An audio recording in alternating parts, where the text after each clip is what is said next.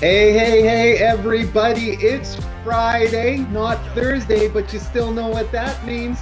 That's right. It's episode 74 of the Real Deal Pod with Allister and Geoff. I am Allister Carrington, your trusted realtor, alongside your main man, our main man, Geoff Lee, our trusted lender, our mortgage guru. And it is a cool and wet Friday morning, but do not fear, we are here to bring the warmth and the heat, whether it be at your workplace, on your drive, or at your workplace, or in your home, because I think I said workplace twice. We are here to sit alongside you and keep you warm. Geoff, my man, how are you, buddy? I'm doing well, coming off of a Blue Jay run there, and Congratulations to them for making the World Series. yeah, it's gonna be great. Picked up a Blue Jay hat, gonna jump on that bandwagon here for a bit. There you Picked up go. my ankles, ready to go, and had a terrific birthday weekend. Happy birthday, buddy. Turned the double nickels, as they say, and all ready for the golden years to set on. Well, you're looking good, man. You're looking good. I know. I wouldn't say you don't look a You know, day over 25, my man. Day over um, 25. I wish people need to watch our pod versus hear our pod. Then they could say, yes, he looks 55 plus. No, buddy. No, buddy. But if you want to watch it, always hit up YouTube. Yeah. Always hit up YouTube. Awesome, my man. Yeah, well, I had a pretty relaxing weekend. Had a couple of showings out at my listing in Richmond, which some interesting stuff is going on. We'll get into that in a few minutes here, but getting prepped for Halloween and those little kids coming by to got to make sure I got enough candy to hand out. Because you know what Halloween is, right? It's the one day that you make sure you feed these kids, you give these kids enough candy so they don't egg or do anything atrocious to your home the rest of the year. It's like it's paying protection money. It's like the mafia. That's what it is. Yeah. I won't even go into my early childhood Christmas stories and egging buses, but you know what? That's a whole new I'll podcast. tell you, I will say though, I remember once when I was a kid, we were awful. For those people that hand out apples, be careful because we used to rip them back at the house. If you gave us an apple in our bag, we used to take that apple and then throw it back at the house. Don't do that, kids. It's inappropriate. It's No, inappropriate. Well, man, let's not dilly dally. Oh man, that phrase hasn't been used in a long time, man. it's my era. That's my Right? era. That is, right? We're heading back in time. But let's not waste any time. Let's get into it and let's kick it with podcast hottest segment, and that is Did you that's right. know? Did you know? Did you know is going to be a little bit different today because it's a little bit of a educational piece. Because as I was saying, something interesting has gone on in Richmond. Over the past several months, one particular legal decision has captured the attention of homeowners, municipal leaders, and First Nations communities alike. And that is that the BC Supreme Court ruling that granted Aboriginal title to the Cowichan Nation over approximately 7.5 square kilometers of land on Lulu Island in Richmond. And for those of you that don't know, Lulu Island is it's land alongside the Fraser River in Richmond. So it runs right around Blundell and Nelson Road and stuff like that. It's more of the industrial part that runs in towards the residential, which is why this letter of notice went out to businesses and private property owners. So the ruling and reactions that it has sparked carry significant implications for both private property ownership and Indigenous land rights in British Columbia. And as realtors, homeowners, and community members, it's essential that we understand not only what this means, but also why it matters. So I know, Geoff, your next question is, what happened? And that is what I am now going to get into. So earlier this year, a BC Supreme Court judge recognized Aboriginal title, for the Cowichan tribes over specific land across the Fraser River in Richmond. And this is historic because it's the first time a court in the Lower Mainland has affirmed Aboriginal title in urbanized area. So normally, as we know, we have native land and we have treaty land. But in a majority of the urbanized areas, it's always been freehold. And so this is where, for the first time now, a Supreme Court has said, no, no, no, this freehold land is not freehold land. It is now native land. Not now, but has been. But has, well, it is registered though as freehold land. So now this is where they're changing it, and this is why these letters were sent out. So the court found that the Crown's granting of private land titles in this area infringed upon Cowichan's Aboriginal title, meaning the legal process that originally transferred land ownership to private citizens was invalid from a constitutional standpoint. And so, just so that you know, the land title rights in BC were established in stages. The Royal Proclamation of 1763 acknowledged Aboriginal land title. The colony of Vancouver Island began issuing land titles in 1850 and 1860s, and the modern Torrens systems, which is what we use now, for land registration was formally established in 1905. So what they're saying is that when British Columbia started handing out these titles, it didn't follow any of those systems, and so it's being rendered invalid. When you say rendered invalid, we're talking that it didn't follow the process, and so it shouldn't have been made freehold, and it should have been made native lease land or native land. It should have been treated as native land, and it belonged to the Cowichan people. So question. Yes. What is the size of land that we're talking? Like, are we talking, I think you said 7.5 kilometers? 7.5 kilometers of land, right? Right. Along the Fraser River called Lulu Island. Right. And how many homes are within the 7.5 kilometers? Well, we're going to get into that. I believe right now it was 150 letters that were sent out.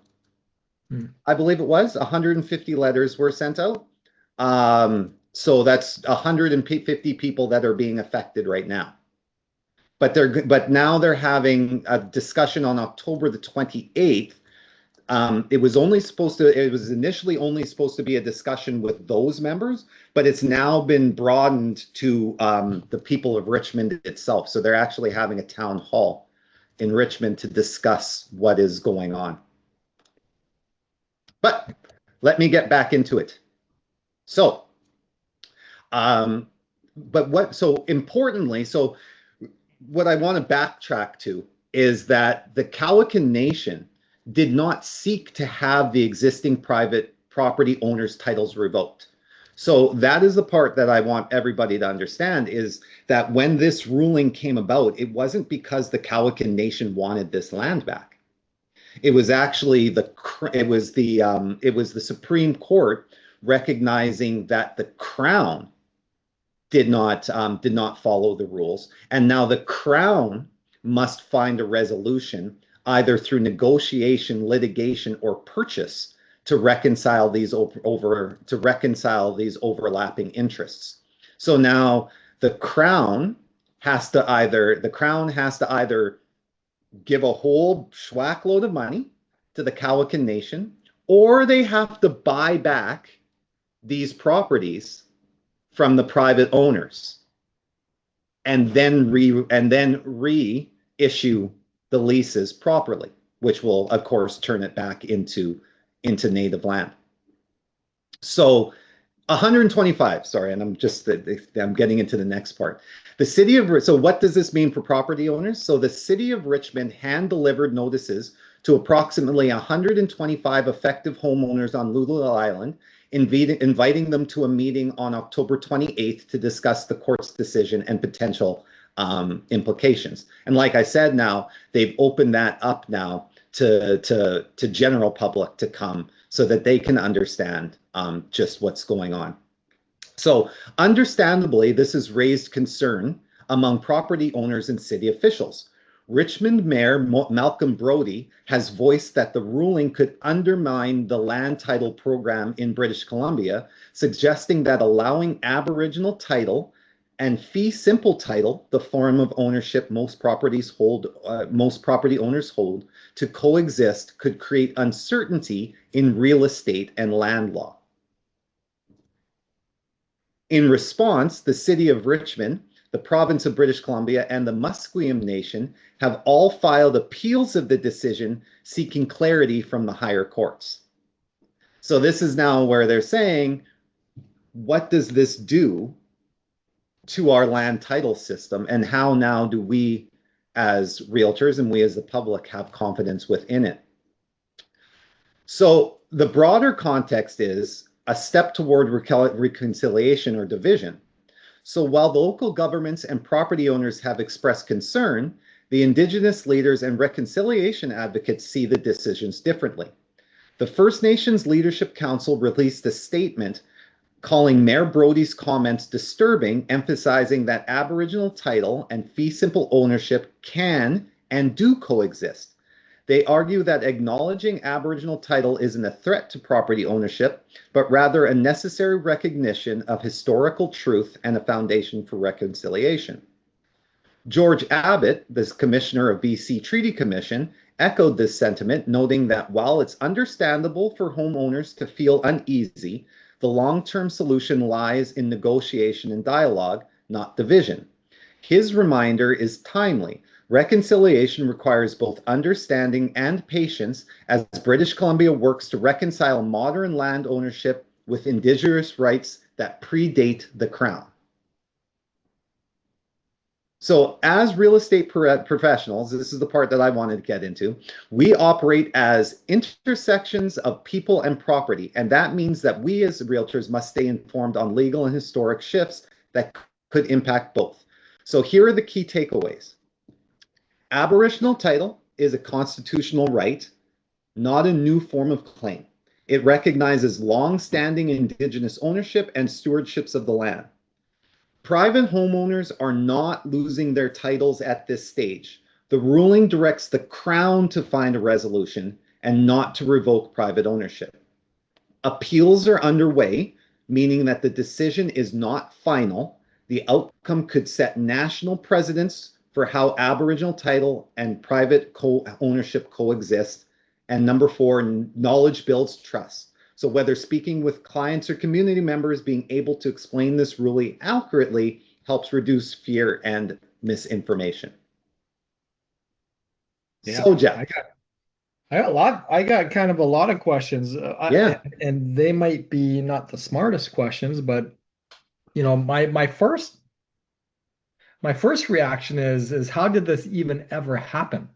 Like, how can you build 125 homes on land that has been recognized at some part of our Canadian history to be native land, and then all of a sudden it becomes free title somehow, some way, build these homes, and then how is it all of a sudden discovered in 2024 or 2025 that, hey, there's a little bit of a mistake going on here?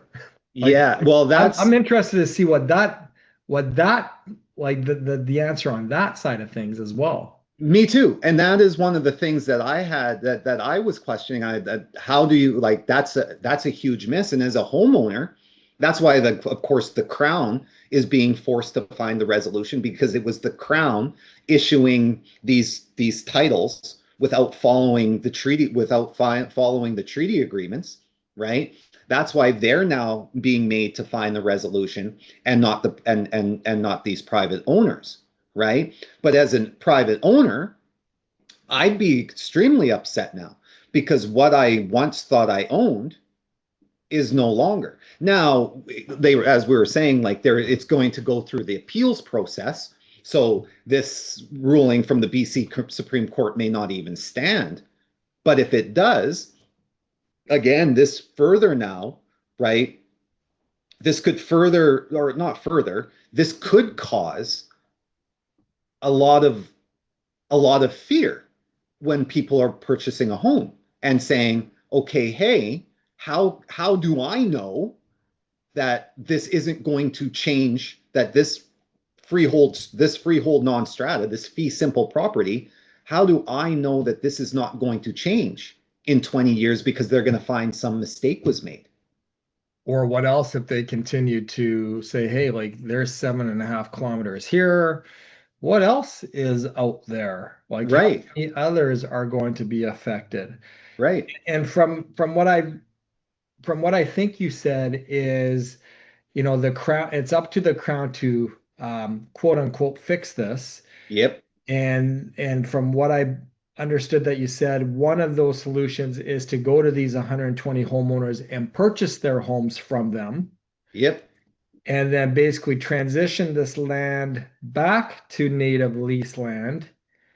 And then it sounds like these same homeowners would then go basically have to remortgage or refinance, and then basically, kind of like do a redo, but basically under native lease land, which again can be very, very difficult on the financing side of things for people.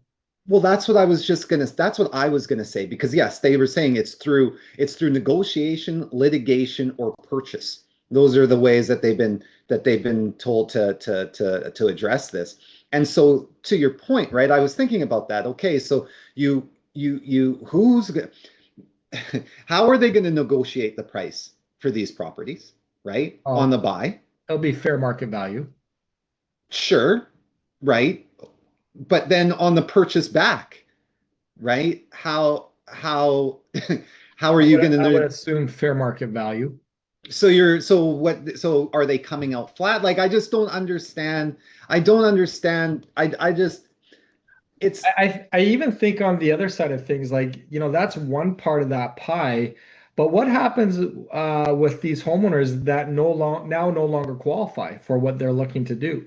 What sure. what what happens to these homeowners where these banks, feel that, hey, we're not comfortable lending on this native lease land because there are parts when we do financing, there are certain native lease lands that lenders will not finance, due Yeah. to the sublease and due to the head lease and due to whatever other kind of things are going on there. And it sounds like, they don't even have a head lease or a sublease. So that's even at this point, it's probably non-existent, right? Right. So my question even goes to, like, once they figure out the monetary part of it from the crown to the what's the band called? The Cowichan Nation. Cowichan Nation. Once that is figured out, which it will, it's a Yeah. matter, okay, now this land sounds like it's going to have to go back to native lease land as it originated versus freehold. How does that transition happen with those homeowners, even if their homes get purchased from by the crown? I guess they then have to have they either reapply or they move on. Like that's not fun. That's not No, and so just to give an idea of the 7.5 square kilometers that it is. It's the land between number 5 and number 8 road along the north side of the Fraser River. Yeah. And anybody that basically lives outside of Richmond or the greater Vancouver area is like, what? Where is that? Sure, yeah, but for people that live in Richmond, that's like that are listening that live in Richmond, that's where it's going. But it's just, yeah, and I'm surprised that it took this long to Yeah. sort of come to light as well, in terms of the media attaching itself to it. And I'm always curious, like, how did that even, number one, how did that even happen? And I think the Crown was saying is that these treaties were established well before the Crown was established or something to that nature. And I could be totally offside with that. But how do you even start something that doesn't belong to you that goes on for, you know, I'm not going to say hundreds of years, but no, you said 1723 or the 1700s. So We're talking hundreds of years. And then all of a sudden we got 120 homes built as freehold that is actually that's on native land. Wow.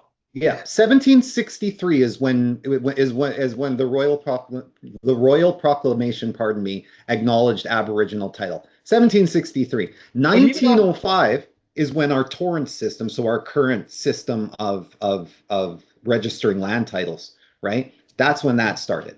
but even on the band side, how did that happen even on the band side to allow that to happen and that building to start? Because there's Well, also maybe, we also have to remember, like a lot of times they weren't informed, and the bands weren't informed. Bands didn't have a say in really what went on. That's why we're going through this whole reconciliation period now, and all of that sort of stuff with all the things that we've learned have come to light, where are unfortunately, to the First Nations people, they weren't treated as fairly as they should have been, and and their rights were disregarded, right? So maybe they did know, and they fought and they lost, and it just again was kept under the rug, because again, who heard like this has taken this long to come out, right?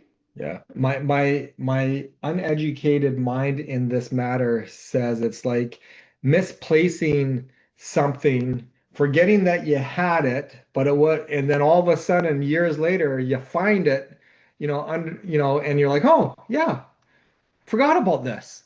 Yeah, And now it's like, wow, forgot about this. yeah.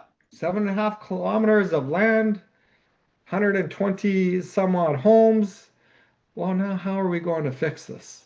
So It's I, gonna you know be, what? yeah, it's gonna be interesting. I'm actually very interested. Well, a lot of us well, actually all of us realtors that know about it are very interested, because again, it's something that if it goes sideways, of course, the media is gonna blow it up, and this is something that we're gonna have to discuss quite a I'm bit. surprised, even though that it's not gone sideways yet. I'm surprised that, I didn't know. This is news to me.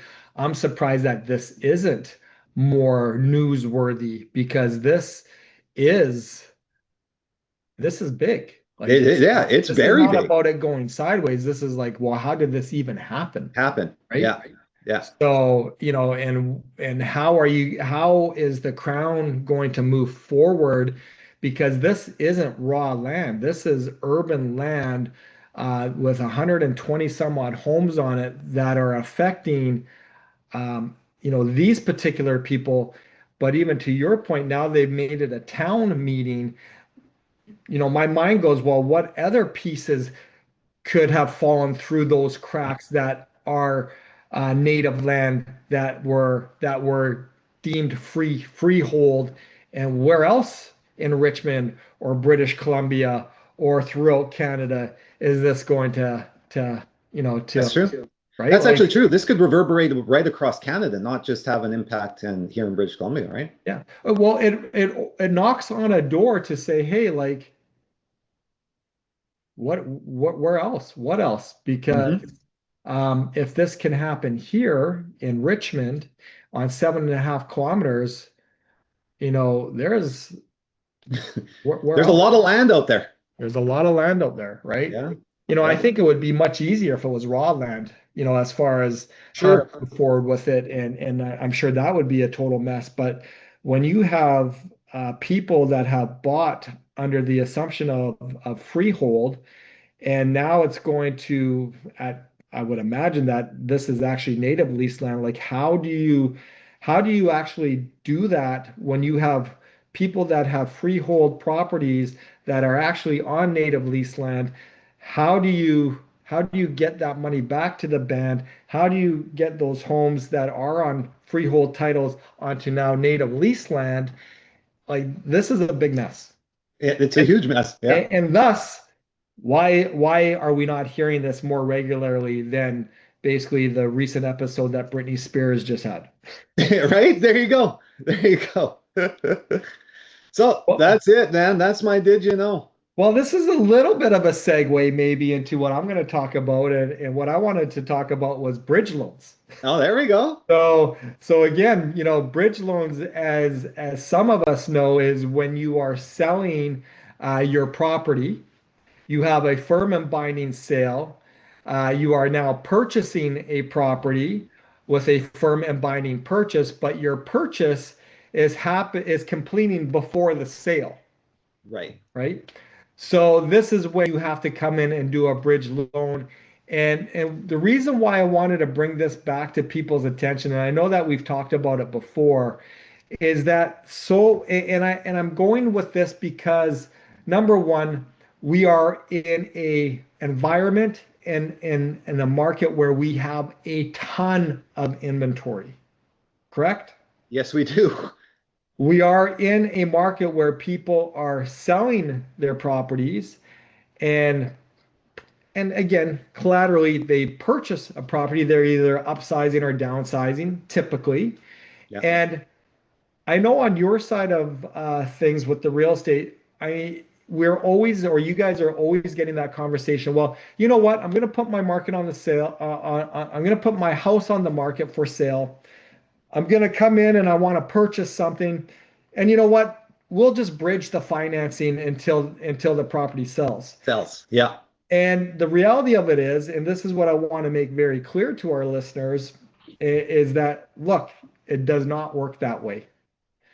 Bridge financing works, and it only works when you have a firm and binding sale of your property with a firm and binding sale or purchase of a purchase property, and that purchase completion date is before the sale of your existing property. That's a bridge. Well, then people will say, Alistair, well, you know what? Well, I'll just buy it and my property is going to sell. So can't we do bridge financing? Again, the simple answer to that, folks, is no, you cannot. Yeah. And I think that that's one thing, because I know, like, because as a realtor, you hear it often. And I remember the first time somebody ever said that to me very, very early on in my career. And I didn't really know, like, completely how bridge financing worked. But I thought to myself, I don't know. We may want to get that checked out first, because that sounds like it's too easy, too good to be true. And that's just something that now that I've been experiencing in the and in the game, so to speak, for quite a while. I get to pause people and say, hey, hold on. No. Let's discuss that. And the first thing something that you taught me eons ago, it feels like now, but it's, let's make sure your bank can even do that. Let's make sure your lender can do that. Yeah.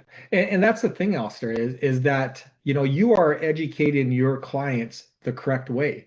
Yeah. We are having realtors educating and advising their clients the opposite way. It's like, yeah, let's do that. Yes, you can get a bridge loan while your house is on the market and while you purchase a place, and you can bridge that gap.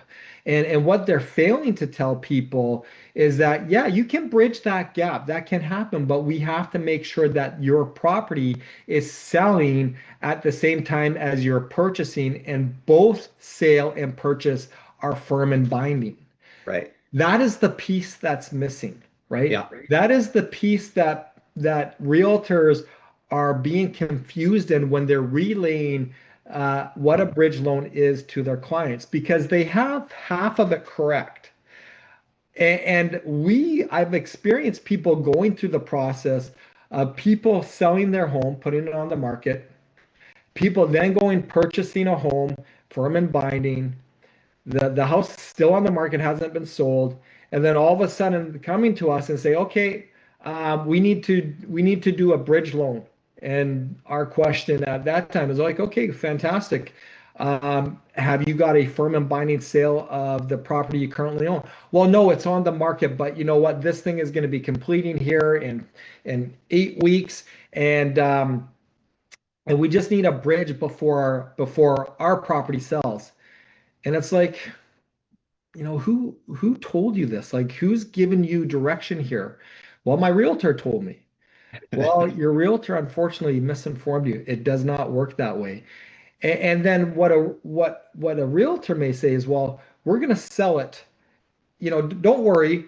The purchase completes in 8 weeks. We're going to sell this. We're going to get a firm and binding sale here shortly. So, we're going to begin. I'm like, okay, well, that's great. Are we talking about the market we're in today? Because this might be a little bit more difficult than you believe. But not only that, is that we can't even approach our lenders to do a bridge loan because you don't have a firm and binding sale. So we can't even meet your condition to finance that you have because you do not have a firm and binding sale. So you cannot even remove your condition of finance because that bridge loan is not in place. You don't have, you have a subject to sale. Like you're not going to meet that condition, right? The lender is not going to bridge a loan unless you have that firm and binding sale. And to your point, Allister, all lenders don't do bridges. So Yes. I remember you telling me that one story, that one time of that person that went and what was it? They were completing in 2 weeks or something silly like that. And they were like, okay, we're gonna get the bridge loan. And the bank was like, sorry, we don't do that. yeah, yeah. Yeah, and again, we had to bridge the gap. We had to find alternate financing for Yeah. them, and that financing wasn't ideal. It was private, and which comes with high rates, high fees, but again, came all down to information from the realtor, right? Yeah. So here's the other thing too, like what is a bridge loan? Like I said, a bridge loan is going to cover the gap when you are buying and selling, and whatever you're buying is completing before whatever you're selling, and both of them have to be firm and binding. Now, understand that every lender is different in how their bridge loans work, even if they do them, because again, some lenders don't do them. And they will cover that gap for a short term. Can be 1 month, can be 12 months, but again, it all really depends on the lender, right? Um, and really, that's the main piece of information here, because if you can bridge, then the next question is, well, what is this going to cost me? Right? And bridge loaning, again, typically will cost you prime plus 2 to prime plus 4%. There is admin fees, which are anywhere from $200 to $1,500. And then there's extra legal costs, right? So the interest that you're paying also, Alistair, is as what they call per diem, right? And per diem means you're paying an interest for every day that you're bridging the loan, right? Yeah. So you're paying it on each day, because some bridges might only be 5 days. Right. Some bridges, well, to be honest with you, I can't even see a bridge loan being 12 months, because anybody that's purchasing something and selling something, typically that's happening within 3 months is Yeah. typically the time frame, right? Yeah. So even when we say, a lender is going to go up to 12 months, I might kind of say, well, I might have to retract that, and I'm going to say they may, but typically if you're buying and selling, there's not going to be a 12-month period or a gap in there, right? It's usually days to weeks. Yeah. And then again, just again, understand that there's an administration cost to it, up to $1,500. Sometimes it's less. Understand there's extra legal cost to it. And just understand, folks, bridge financing is there pending if a lender does it, pending if you have firm and binding sales and purchases, and pending on how long that gap is. And typically that gap is no longer than 3 months. Yeah. Because normally when I have clients that are selling their property and then buying another property, right? The way it's done. Well, for me, it's 100% of the time. I haven't actually done a bridge loan, because normally we have it where it's sold, and then we have it so it completes and they get the money in the bank, and then their new purchase, right? Yeah. Their new purchase then completes 2 days later, so that we make sure the money is in the bank, right? And everything's set up, and then it goes. So it happens all within a couple days. I've been doing mortgages for 15 years, and probably on one hand, I can count on how many times we've had to do a bridge loan. So they're not a super common thing. But The misinformation is common though. but the conversation Oh yeah. is a very common thing. Yes, it is. Yeah. Right?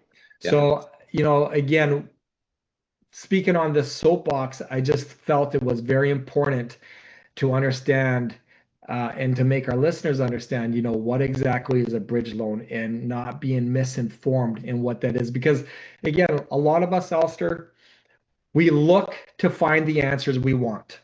Yeah. And at the end of the day, looking to find answers that you want when you're being told otherwise, like I have no objection to ask 3 people the same question. But if you're getting the same answer and that answer is not what you want to hear, the likelihood of you flipping that no into a yes is highly unlikely, especially when it comes to bridge financing. Exactly. And if you do find that one person after 15 tries that gives you a yes, chances are it's illegal. Well, no. Well, Because there are private lenders that will. No, sure. But Right? but to your point, then you're paying like an arm and a leg, and that's what I'm saying. Like you don't like then you're it's crazy. Like you're finding different. There are financing solutions. Sure. If that is to happen. Yeah. But again, it's not at the sharpest rate. It's Right. at the lowest cost. It's Right. at premium rate, at a premium cost. But yes, it can still be done, but preferably not going to benefit you, the borrower. Well, that's what I mean. And that borrower is then saying that those rates that they're having to pay are criminal. Well, they feel criminal. They feel criminal because they're high. You're getting paid. You're getting paid for your emergency. You're paying for your emergency. Yeah, exactly. Yeah. And when you're in that emergency and you only have one option, and that one option is going to prevent a disaster, you have really no choice but to do it. So, again, misinformation can cost you a lot of money coming out of your pocket. So folks, just make sure that you're very informed when it comes down to bridge financing. And the reality of it is, this is all you really need to know. If you don't have a firm and binding sale of your existing property, regardless if you have a firm and binding purchase, again, with a conventional lender or a bank or a credit union or a monoline lender, whatever you want to call them, it will not be done. Can it be done? Yes. But that's going to be with a private lender, and it's going to cost you lots. Yes. And that is, again, why Geoff and I say it's so important to have that power team that you can trust and that is informed and is going to instruct you, direct you, not instruct you, but direct you the right way, educate you the right way. Because, again, the misinformation that they may provide can cost you a lot or cause you a lot of pain. I like the word advise. Advise. There's a saying in our industry, brokers advise, clients instruct, right? Yeah. Yeah. So when we can advise you and we can educate you so you can make the best decision for you, then we have done our job, providing that information is correct. Yeah. Well, thank you, Geoff, for tagging on to my X factor, which is empower, advise, and represent. Because that's exactly what it is, right? Empower you with the knowledge, advise you with the best information possibly, and represent you vigorously, right? So, and that's the only way that's the way that anybody's power team should be working for you. And I always say, like, in our businesses, realtors, and my numbers could be off here a little bit, 25,000 realtors just in the greater Vancouver area that people can choose from. Mortgage brokers, 18,000 mortgage brokers here in Canada. The reality of it, though, is that a large percentage of brokers, a large percentage of realtors are not equipped well enough to basically give sound advice and sound direction.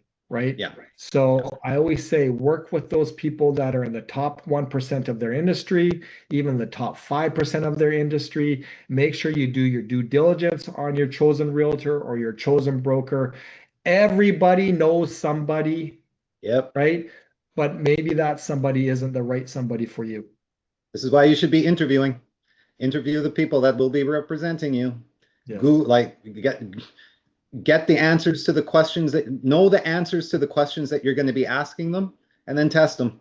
But that's why it's so important to not just take anybody that even your friend might have used and thinks that they're awesome, because you know what, maybe your friend didn't know that they weren't that educated, got lucky, and slipped through and was able to purchase without any problems. But your situation might be different, and might need a little bit more understanding. And if that person representing you, pardon me, doesn't have that understanding, again, you could be in for some problems. So just make sure you know who you're hiring, because remember, we work for you. Bothers me when realtors have the attitude that their clients work for them. That's not true.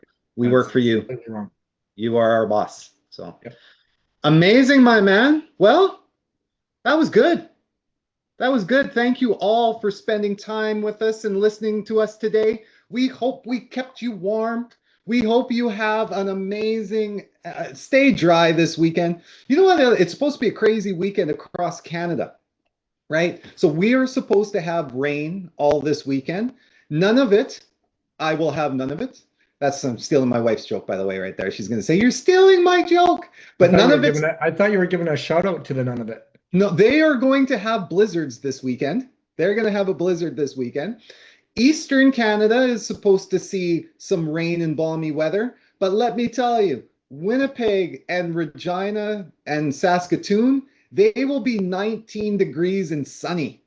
Nice. So yeah, shout out to them and their good weather. I think they call that reverse osmosis. About that. I don't know. That's crazy. I put snow tires on my truck this week, so I'm ready to go. Get prepared. So everybody, stay dry. Have an amazing weekend. We will be back here with you for episode 75. Continue to love, like us, and share us. Tell everybody you know about us. And in the meantime, most importantly, stay empowered, stay informed. I was putting those two together. Most importantly, Geoff, stay tuned. That's right, baby. Stay tuned. Peace out.